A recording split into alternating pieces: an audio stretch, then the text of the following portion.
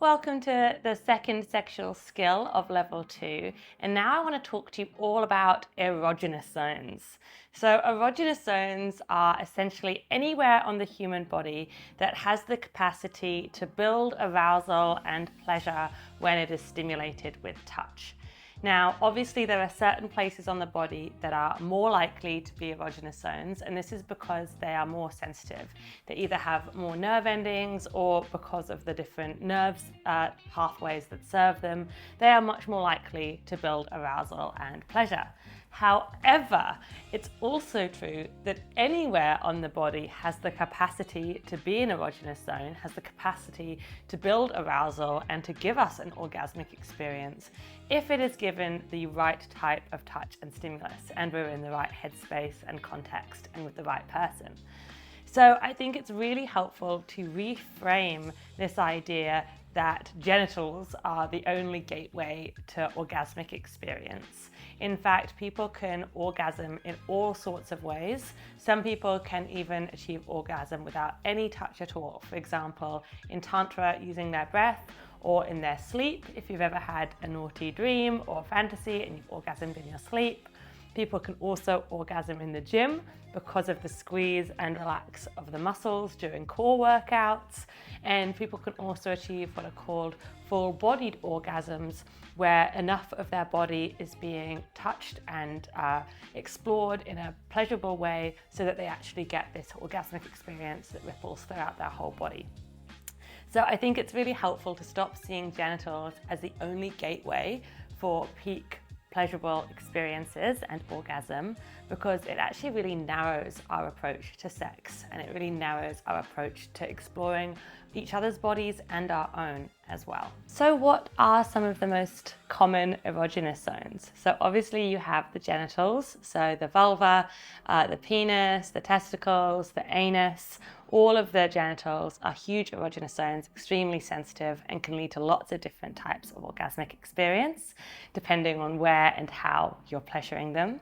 But then there's also lots of other erogenous zones on the body.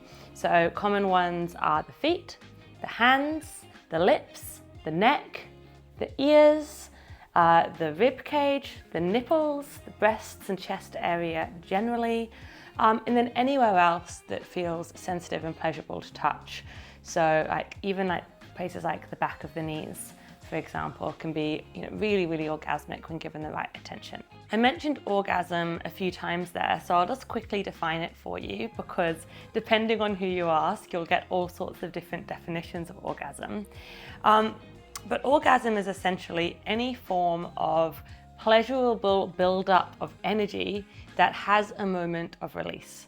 Now, this could be a release that also involves certain physical sensations, like the squeeze and release of your pelvic floor muscles. That sort of shuddery feeling that you get in the pelvis is caused by that squeeze and release of those pelvic floor muscles during orgasm. Also things like muscle spasms that feel involuntary, changing of your breath, catching your breath, your heart rate increasing, your body temperature increasing. There's also a lot of physical chemicals and neurotransmitters that are released in the brain and in the body during sex and orgasm, like endorphins and oxytocin and dopamine, that are why we have that either really euphoric and pleasurable feeling after an orgasm or after sex, but can also be responsible for why people have a drop in emotion and get teary or cry or want to fall asleep or want to get the giggles and talk about sex. Like all of those sorts of different reactions that different people have is because of that chemical release that happens, and it is all very normal. It just depends on your brain and your body. And I think as well, when it comes to orgasm, it's just worthwhile reframing it from this experience that is, always the same, because it actually changes significantly from one day to the next, but also from depending on which body part has been stimulated, on how that orgasm actually feels in the body. It's also more common than you might think for people to have never achieved an orgasm or have only been able to experience an orgasm on their own instead of with a partner. So it's actually one of the most common reasons that I work with people, is to help them learn more about their bodies and more about sex education and different erotic tools that could be useful for them to help them lead to more orgasmic states of pleasure.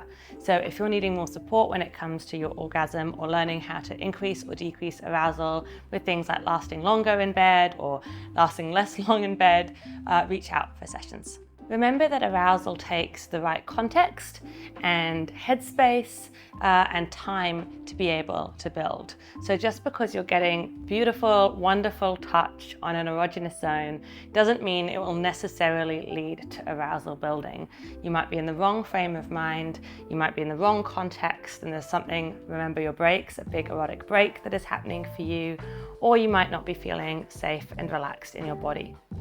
So just because you learn your erogenous zones and the kinds of touch that they need, remember that is not always going to work. We are not robots.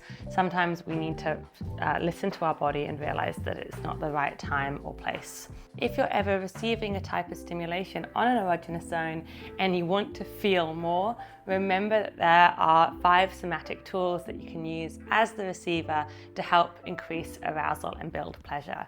These are breath, using your breath as the erotic pump in the body, using movement, not being a statue, using things like circling and hip thrusts and Kegel floor squeezes to help arousal build.